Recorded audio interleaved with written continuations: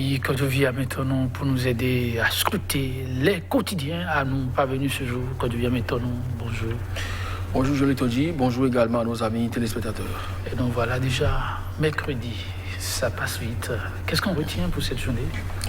On continue avec dans la même lancée, avec l'actualité politique surtout. Cette sortie du professeur Théodore Olo qui continue donc d'occuper le devant de l'actualité. Les analyses continuent dans ce sens. La présidentielle également, puisque c'est ça qui est d'ailleurs le nez gorgien donc, de cette sortie et tout ce que ça suscite aujourd'hui comme réaction. Il y a aussi que continue d'apprécier ces décisions rendues par la Cour. Djabouenou, d'ailleurs, qui a fait sortir Olo. Il y a également des confrères donc, qui sont revenus sur cette même décision. Le calendrier de la Sénat a été rendu public. La première activité, c'est la mise à disposition des parrains de leur formulaire. Beaucoup ils sont allés déjà chercher les leurs et attendent donc désespérément les potentiels candidats. Il y a un député qui s'est d'ailleurs offusqué du fait que les candidats ne se manifestent pas à son égard. Donc il dispose de son récépissé. Il attend donc le candidat qui présenterait le bon projet de société afin donc de le parrainer. Donc c'est autant de sujets évoqués pêle-mêle par les canards ce matin. C'est bien en pleine innovation. Vous voyez, on va donc démarrer. Quand Dieu maintenant, on démarre avec La Loupe qui est allé faire son jeu de projecteur ce matin sur l'actualité politique nationale et voit donc la sortie du professeur Olo et donc prorogation du mandat de Patrice Talon. Olo déplore l'effet rétroactif de la réforme constitutionnelle. Alors en sous-titre, il dit en tant que juriste, cette disposition ne peut pas avoir un effet rétroactif par rapport au mandat du président en exercice. Vous avez donc l'intégralité que vous propose ce journal, l'intégralité donc de l'intervention du professeur Olo dans les colonnes de ce journal présidentiel de 2021.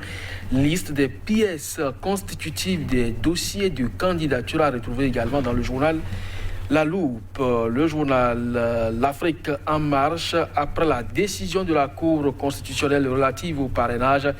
Olo tacle avec modestie Djogbenou et puis premier forum mondial sur le développement en Afrique par vidéoconférence. Des anciens présidents parlent de la paix en Afrique. Question concrète, les gens meurent en Méditerranée. Que faire d'ici Seglo? La vedette de cette rencontre. Le journal Le Nouvel Observateur. Le parrainage, ce couteau à double tranchant, s'exclame ce canard. Théodore Olo sur Deutsche Welle, l'intégralité de son intervention. Pourquoi en veut-on à Olo? Se demande ce journal qui revient donc sur le premier forum mondial sur le développement en Afrique par visioconférence. Une remarquable prestation du président. Des efforts, Dieu donné, Soglo, et puis le journal Le Pays émergent, parrainage et prorogation du mandat de Patrice Talon. Le professeur Théodore Olo humilie Maître Joseph Djogbenou et déplore un fait dans la situation des exilés, les limites d'une cour aux ordres mises à nu. Le journal Matin Libre, contrôle inopiné au CNHU Hubert Koutokou Maga, mardi noir pour les dialysés. Et puis Université d'Abobé Calavi, les travailleurs de l'ENEAM se plaignent par à coup Covid-19. 25 cas en 2 semaines, ça fait trop, je l'ai dit. Donc c'est avec ce journal Matin Libre, avec beaucoup de faits de santé, que nous allons refermer la une pour le compte de ce matin. Merci à vous. Que Dieu vienne maintenant, ça n'arrive pas souvent. La santé, avant tout, je voudrais bien permettre qu'on commence avec Matin Libre, pourquoi pas, qui nous parle de Mardi Noir pour les dialysés. Oui, il y aurait 2 faits majeurs qui ont donc plombé l'espoir de ces dialysés. Quand on dit dialysés, vous savez, donc ils ont des problèmes de reins, l'organe central donc pour la vie. Alors, ils sont donc dans ces situations admis donc au centre hospitalier universitaire Hubert Koutokou Maga. Mais il se trouve qu'il y a forcément mal donne dans le service et là-dessus l'autorité a sorti donc une note de service. Je vais parler donc bien sûr de Matin Libre. L'autorité a sorti donc une note de service qui fait injonction désormais aux malades de disposer de tickets qui montrent qu'effectivement ils se sont approvisionnés en kit de traitement au niveau donc du service de la pharmacie du CNHU dans le cas d'espèces. Alors, tous les dialysés, hier donc s'en est suivi une descente sur le terrain. Donc, les responsables sont passés dans les lits de ces malades, tous ceux qui ne disposent donc pas de leur reçu et estampillés CNHU, pharmacie CNHU pour leur kit, sont purement et simplement renvoyés sur eux. C'est dans la désolation totale que certains donc ont pris leur destin en main, histoire de savoir si peut-être ce matin ils vont recouvrer vraiment la vie, parce que quand on dit dialyser, vous savez donc à quoi tout ça retourne si vous n'avez donc pas le traitement qu'il faut. Alors c'est ce qui se passe vraiment dans le CNHU aujourd'hui. On se demande si nous sommes à quelques jours seulement d'une opération de charme du gouvernement qui allait donc payer les frais dus par certains patients, surtout les femmes qui ont accouché, qui n'ont pas pu payer leurs frais d'admission. Et aujourd'hui, le gouvernement a quand même mis la main à la poche pour les libérer. Et aujourd'hui, on parle donc de dialyser juste parce qu'ils n'ont pas acheté. Non pas que le produit qu'ils ont amené pose problème, mais parce qu'ils n'ont pas acheté ça. Au niveau de la pharmacie du CNHU, ça pose problème. Je crois que véritablement, on ne sait pas comment on peut qualifier cette action-là. Et puisque le CNHU relève quand même de l'autorité de l'État, il serait quand même bien que le ministre de la Santé et surtout le chef de l'État aujourd'hui en tournée, qui pense que le Bénin se porte suffisamment mieux, que les Béninois aussi y vont très bien, que ces deux personnalités puissent quand même jeter un regard sur cette maison de santé de référence. Oh, vivement, on en a besoin, car il faut tous debout pour pouvoir jouir des bienfaits de la vie et de ce qui va avec la méthode politique à présent. Et c'est le sujet dominant d'ailleurs. Théodore Lo, à la une de presque tous les quotidiens. Pourquoi ne pas aller vers le pays émergent qui parle des limites d'une cour mise à nu? Oui, quand on suit un peu le professeur Olo, je ne sais pas s'il faut revenir forcément sur tout ce qui a été dit déjà hier. Il parle donc de la rétroactivité de la loi ici et estime qu'en tant que juriste, cette disposition ne peut donc pas avoir un effet rétroactif par rapport au mandat du président en exercice. Alors ici, c'est vrai que ça profite donc au chef de l'État, cette révision de la Constitution, et par conséquent, lui appliquer ça au cours de son mandat lui ferait quand même du bien. Mais quand on sait très bien qu'il a prêté serment sur une Constitution qu'il a juré défendre et préserver, on ne peut quand même pas admettre sa violation par le chef de l'État. Donc de ce point de vue, je crois que oui, il a bien fait donc de situer les uns et les autres. Est-ce que c'est mettre à nu cette Cour aux ordres? De toutes les façons, la Cour a déjà montré depuis un certain temps ses limites quand elle a accepté la loi sur la criette, par exemple, conforme à la Constitution, et puis quelques jours après, elle revient donc sur cette même décision pour dire qu'il y a des articles de cette loi qui ne sont pas conformes à la Constitution. Ça pose problème. Où se trouve alors sa crédibilité? Et quand aujourd'hui elle admet le parrainage et la prolongation du mandat qui font partie donc des dispositions qu'elle a jugées conformes à la Constitution, et se déclare du jour au lendemain incompétente pour apprécier l'applicabilité, le bien fondé, ça pose problème. Alors, est-ce que c'est forcément parce que la Cour est aux ordres qu'elle fonctionne comme ça, ou parce qu'elle manque vraiment de mérite, surtout de compétences? C'est ça aussi la grosse interrogation.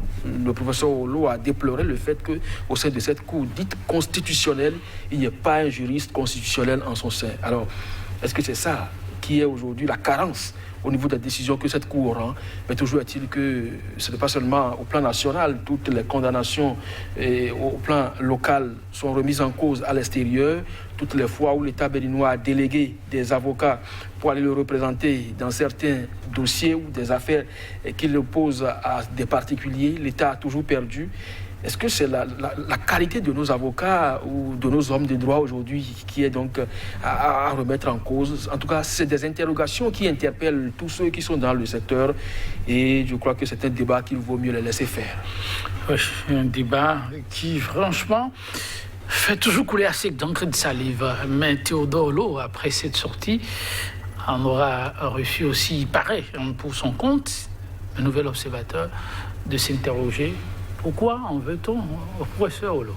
Oui, vous savez, c'est pas seulement au professeur Olo. Vous vous rappelez, il y a Reporters sans frontières, il y a l'OFPRA, il y a beaucoup d'autres organismes aujourd'hui, depuis quelques années, sous la rupture, lorsque vous ne parlez pas le même langage, si la presse en fait le frais, Sika TV, vous savez à quoi tout ça rime, les locaux d'Ideal Production, partenaires de cette télévision, ont été fermés des mois durant dans la République avant qu'un procès donc ne puisse permettre qu'on ouvre les locaux. Ça voudra simplement dire que lorsque vous ne parlez pas le même langage, si par exemple dans sa sortie, Olo disait que oui, en tant qu'ancien président de la Cour constitutionnelle, il estime que la décision rendue par la Cour Djogbenou sur la question du parrainage et de la prorogation du mandat de Patrice Talon ces deux doubles décisions sont justes et fondées et motivent donc, comme il l'a fait aujourd'hui en opposition donc à cette décision, s'il motivait donc sa sortie, par conséquent, il validait donc cette décision, vous verrez que c'est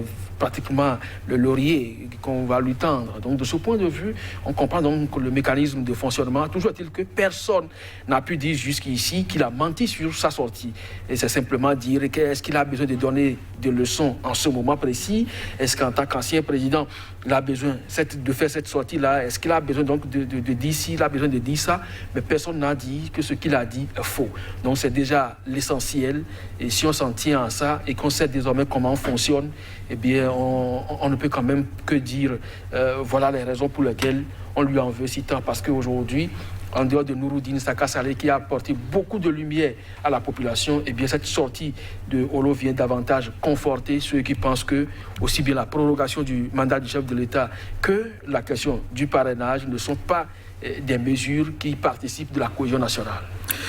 Alors que la polémique enfle et les réactions aussi, il faut remarquer que les institutions en charge de la conduite du scrutin continuent et s'acharnent sur le terrain. Et le parrainage, il y en a qui reçoivent déjà les fiches, mais le nouvel observateur rapporte que visiblement, ça s'apparente à un couteau à double tranchant. Il faut faire marche arrière. Oui, je crois que le journal Matin Libre aussi déjà hier a écrit dans le même registre, estimant qu'il faut une loi corrective et rectificative. Alors c'est dit simplement que lorsque vous savez, il y a des députés, autant qu'ils sont aujourd'hui, ils sont de la mouvance présidentielle, et l'autre qui tend déjà son parrainage et recherche désespérément de candidats, eh bien, c'est dire simplement que ça va contre la morale et l'éthique. Vous ne pouvez pas soutenir l'action du président, par exemple, de la République et approuver donc ces initiatives sur le terrain et donner donc parrainage à un autre candidat, surtout de l'opposition. Parce qu'en réalité, la question du parrainage, c'est que je partage le point de vue de l'autre et je soutiens cette action et je peux même battre campagne pour lui. Alors ça va se passer comment? Est-ce que véritablement ce serait sérieux ce qui va se passer? Grosse interrogation, et c'est là-dessus, mesdames, messieurs, qu'on va s'en arrêter. On se retrouve demain.